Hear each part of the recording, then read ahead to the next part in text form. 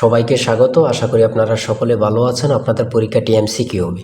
একদম এমসিকিউ পরীক্ষার প্রশ্ন প্যাটার্ন যেমন থাকবে সেম প্যাটার্নে আমরা কতগুলো প্রশ্ন উত্তর নিয়ে এসেছি। ইনশাল্লাহ এখান থেকে আপনারা অনেকগুলো কমন পাবেন এবং কি দেখতে পারবেন, বুঝতে পারবেন কেমন প্যাটার্নে পরীক্ষা আসবে, প্রশ্ন উত্তর থাকবে কিন্তু আপনারা দেখতে পারবেন। যেমন এখানে রয়েছে মহাস্থানগড় কোন নদীর তীরে অবস্থিত। এখানে প্রথমে প্রশ্নটা করা হয়েছে, তারপরে নিচে 4টা অপশন দেওয়া হয়েছে ক, খ, গ, গ, হ। যে অপশনটি সঠিক, ধরেন এখানে করতোয়া সঠিক, তাহলে এই অপশনটি বরাট করলে কিন্তু আপনারা একটি নাম্বার পেয়ে যাচ্ছেন।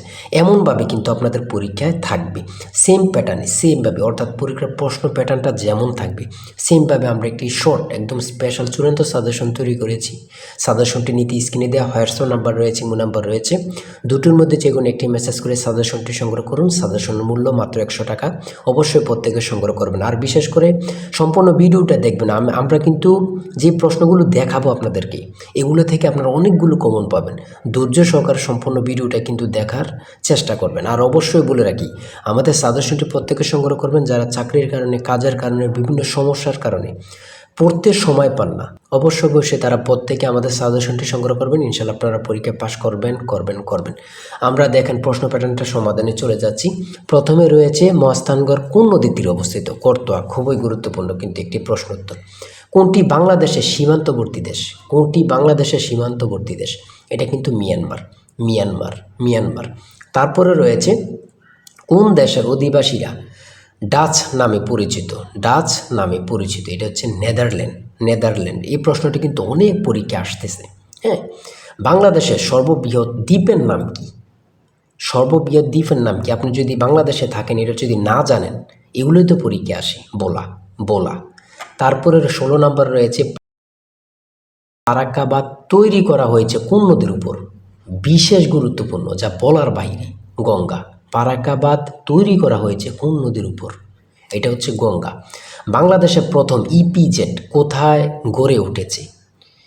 কতটা গুরুত্বপূর্ণ আপনারা নিজেই বুঝতেছেন। চট্টগ্রাম। এই প্রশ্নটি আমার মনে হয় যদি 100টা চাকরির পরীক্ষা হয়, 40 থেকে 50টা চাকরির পরীক্ষা থাকেই। বাংলাদেশের প্রথম ইপিজেড কোথায় গড়ে উঠেছিল? চট্টগ্রামে। নিচের কোনটি প্রবাল দ্বীপ? সঠিক উত্তর হচ্ছে সেন্ট মার্টিন।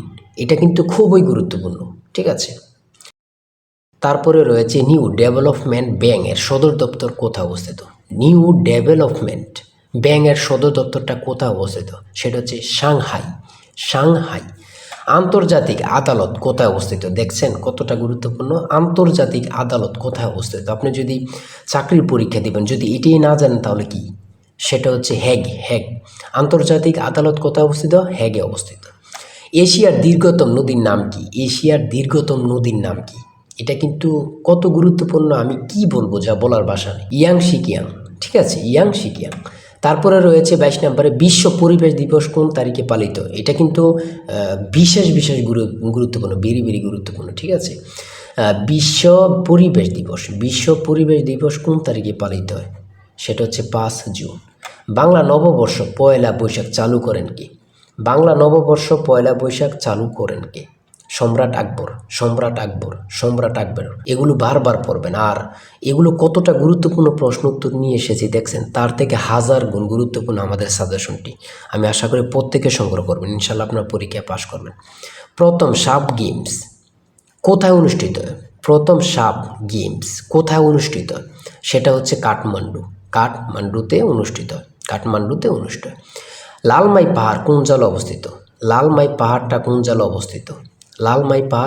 অবস্থিত? সেটা হচ্ছে কুমিল্লা।